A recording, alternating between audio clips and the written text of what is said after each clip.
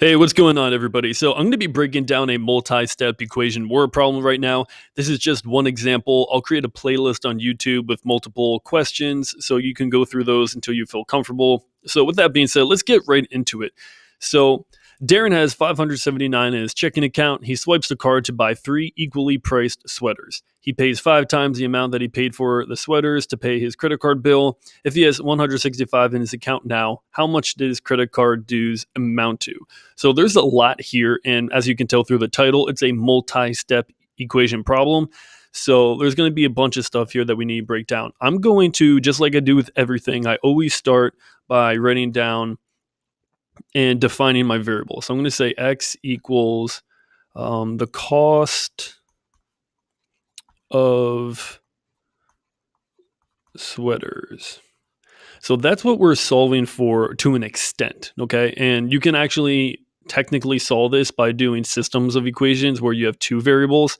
There's obviously, we're going to be doing it with one variable, but I'm using x as the cost of sweaters. Even though it says, let me get a different color here. Even though it says, how much did his credit card dues amount to? That's part of the multi-step process, meaning that we want to find out the price of the sweaters, because that will give us all the information. Because here it says he pays 5 times the amount that he paid for the sweaters to pay his credit card bill. Okay, so let me highlight a couple of things. Boom, boom, right there. And like I do with everything else, I'm just gonna write down. Whoa, there. Hold up. Okay. So I'm just going to bullet point a bunch of different things because it helps organize my thoughts. So the first thing that comes to mind is $570. So that is how much he has in his account. Okay. And that's the total. The next thing here, I feel like my pen isn't that good right now. Do I need to zoom in a little bit more? I guess so. Anyway. So $570 is the total amount. I know that I have $165 left at the end. Sorry, my handwriting's not great.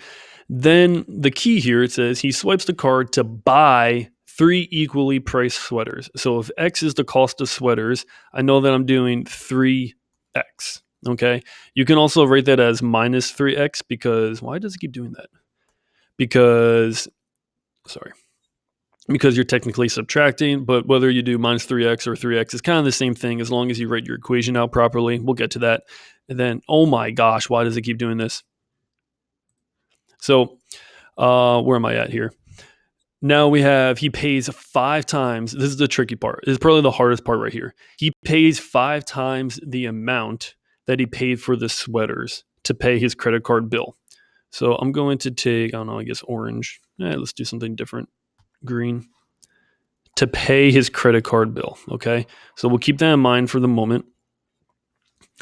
And he pays 5 times the amount he paid for the sweaters. So if you have 3, should have done black.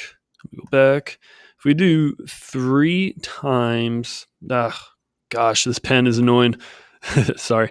So we have 5 times the amount he paid for the sweaters. So if we know that this is the sweaters, we have 5 times 3x. Okay. I'm actually going to get rid of this here just because I don't want that to be too confusing. So yeah. So this is the sweaters, the cost of the sweaters, and what exactly are we looking for? So technically what we're looking for, hold on, I need to zoom out here.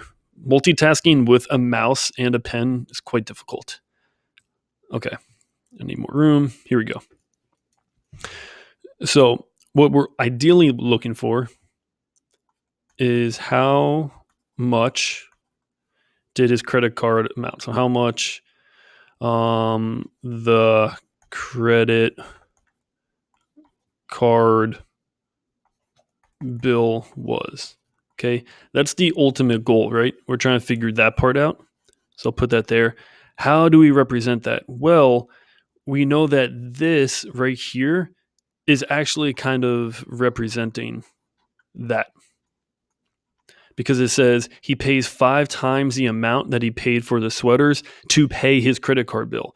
So if to pay his credit card bill, if that's what we're actually looking for, how much his credit card dues amount to, if this represents that, in a way, that's kind of what we're solving for. So that's important that we'll keep in the back pocket, okay? But first, we want to write our equation. So we have all this information here. We have, undo. So we have the cost of sweaters. We have 579 total, 165 left. We have 3x, which represents the 3 equally priced sweaters. We have 5 times the amount of the sweaters. And yeah, so let's write out our equation. So how I go about thinking about this is, okay, I know I have $570 or $79, right? That's what I'm starting with. Then I'm going to be subtracting 3x. Why am I subtracting 3x? Because that's how much, when you swipe a credit card and you're buying something, you're subtracting, you're paying that amount of money. That's why I said before we can technically do a minus sign here or a negative sign. I just didn't want to get us confused. Oh, this stupid thing.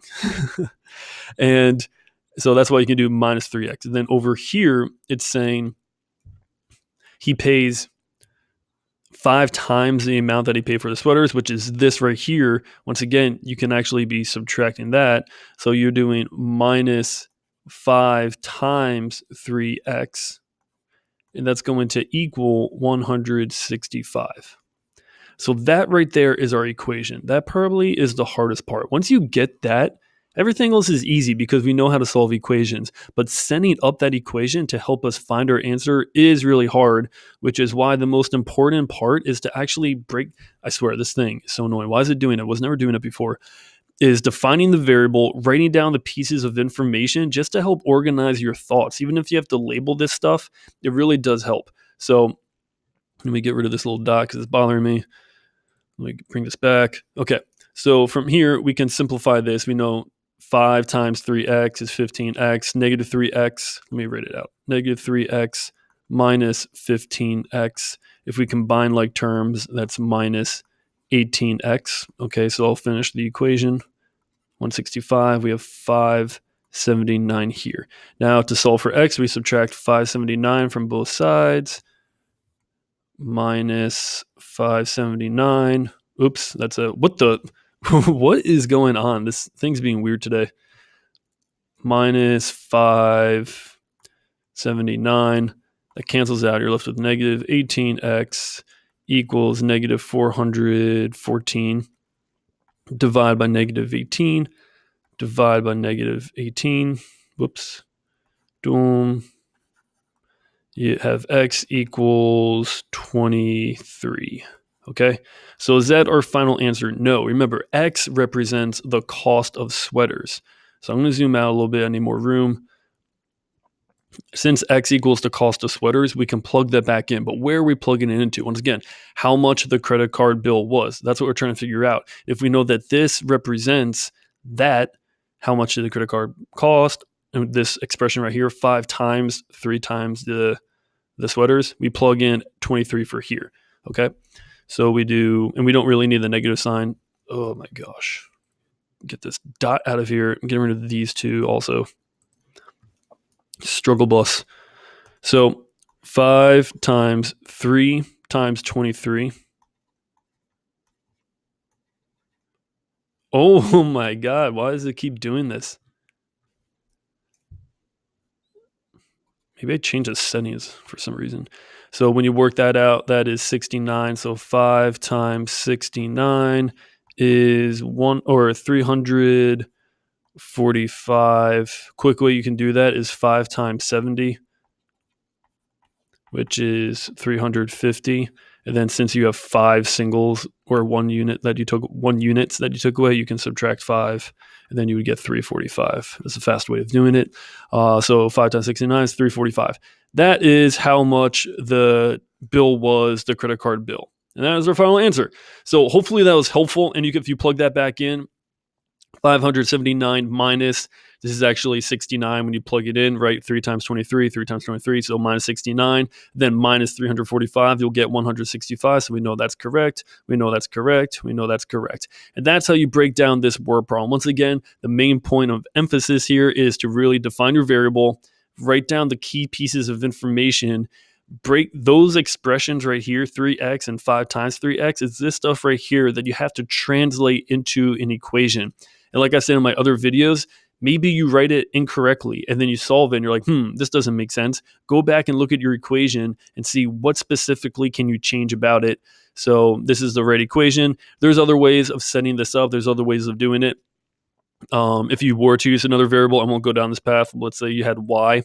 You can even say y equals 5 times 3x. The reason why I'm saying that is because y could be what this represents, so how much the credit card bill was. When we do systems of equations, sometimes you use two variables, so x could be cost of sweaters, y could be the credit card bill. You can do it that way, use substitution, blah, blah, blah. But we don't need to do that path. It's actually easier to do just one variable. And that's pretty much it. So I'm going to do a couple more word problems. This is just one of them. Hopefully this was helpful.